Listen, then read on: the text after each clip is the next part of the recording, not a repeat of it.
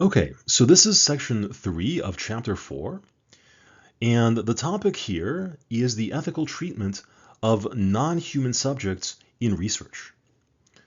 And of course, by non-human subjects, we are talking about animals. Now, there was a time, and there were certain philosophical movements and certain philosophers that argued the following. They argued that animals don't feel pain. In fact, that animals have no subjective feelings at all, that they're kind of like robots. So when an animal screams, uh, as one would in pain, that's just a sound that that robot makes in response to some stimulus. Now, I don't know how prevalent these views were among the public, but anyway, there were these trends in Western philosophy. I think today we've moved beyond such ideas, and I think today we recognize that animals feel pain. And not only do they feel physical pain, they likely feel emotional pain as well. They feel fear. They can feel certain types of grief or sadness, depending on the animal.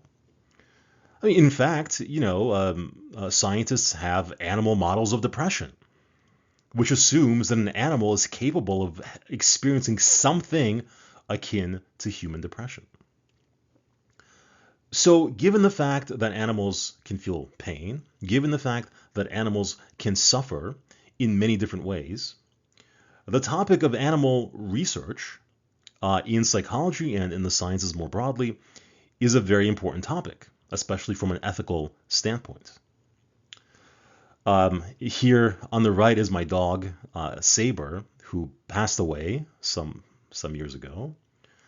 But, for those of us who have pets or have spent time around pets, I think we view them as sentient beings with some degree of agency, with their own desires, their own feelings, their own unique vantage point on the world. And for me, the thought of my dog being used in some experiment, especially one that's invasive, that involves knives and scalpels and drills, I would find terrifying, as many of you as well. And yet, so much of what we know, especially about human physiology and neuroscience, is based on animal research. And animal research that's fairly invasive and historically pretty bloody and sometimes inhumane. So the topic of animal research from an ethical standpoint is one that needs to be discussed. So here on the right is a monument to the lab mouse, which I believe you can find somewhere in Siberia. And the monument, celebrates the sacrifices that have been made by the species of mouse for our understanding of physiology and biology and neuroscience and genetics and psychology. You can see there's a little double helix that's knitting. Now, of course, mice never gave their consent to play this role in the advancement of human knowledge. They were sort of taken hostage by us and used in all kinds of ways. But again, were it not for animal research, I mean, I don't know where we would be. We would be in the dark ages scientifically. So, what is the purpose of animal research? Well, some people want to study animals because they care about studying animals. They're curious about animals in and of themselves. Another role is you can study animals and you can generalize from the animals to other species, including humans. So a lot of the findings that may be applicable to the neuronal function of a mouse or a monkey probably apply to the human brain as well, because we are all related biologically, genetically, from an evolutionary standpoint. And a lot of the principles of biology and neuroscience seem to generalize across many related species. And finally, there are fewer protections uh, regarding animals. Animals have fewer rights. And so you can do things with animals that you would not be allowed to do with humans. You can do invasive studies, studies which result in the animal being injured or in many cases dying. Now, the methods that we have for studying animals have gotten more sophisticated, but still there's a lot of research that's quite invasive. And so there's an ongoing debate about the ethical implications of using animals in research.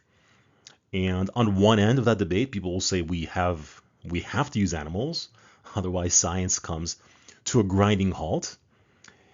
And on the other end, there are people who say that animal research should be banned completely without any caveats or exceptions.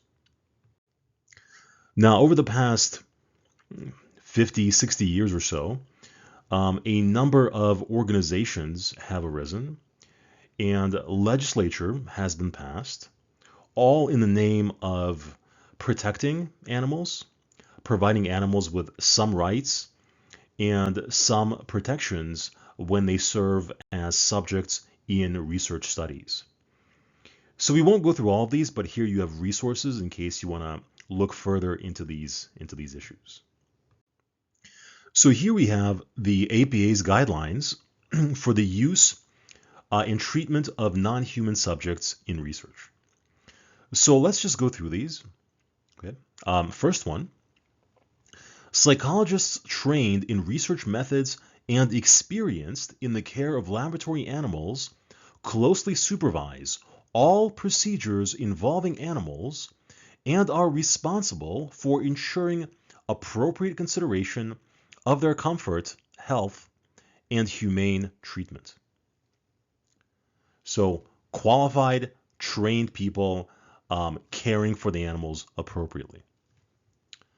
Next, psychologists ensure that all individuals under their supervision who are using animals have received instruction in research methods and in the care, maintenance, and handling of the species being used to the extent appropriate for their role. So everyone that interacts with animals has to receive some degree of training. Next, psychologists make reasonable efforts to minimize discomfort, infection, illness, and pain of animal subjects. Next, psychologists use a procedure subjecting animals to pain, stress, or privation only when an alternative procedure is unavailable and the goal is justified by its prospective scientific, educational, or applied value. So if you're going to inflict suffering on an animal, you have to justify what you're doing, and there can't be any other less invasive, less painful methods available. It has to be the only way. Next, psychologists perform surgical procedures under appropriate anesthesia and follow techniques to avoid infection and minimize pain during and after surgery. So again, minimizing the harm and the pain and the suffering inflicted on the animal. And finally, when it is appropriate that an animal's life be terminated, psychologists must proceed rapidly with an effort to minimize pain and in accordance with accepted procedures. So if the animal has to die, at least make sure the death is humane. So animals today are still very much a part of research. They have fewer rights. They have fewer protections than people. They are sometimes subjected to procedures that are painful, traumatic, or lethal. But that being said, we have made considerable progress in the way that we treat other animals. There was a time, not long ago, when animals had no rights at all, and you could do to them whatever you wanted. Today, we have rules and regulations in place, and these rules and regulations require you to have appropriate training when dealing with animals. The animals under your care must be given appropriate facilities and medical care and food and shelter and everything else. You have to do everything you can to minimize the pain and discomfort that an animal may experience in your study.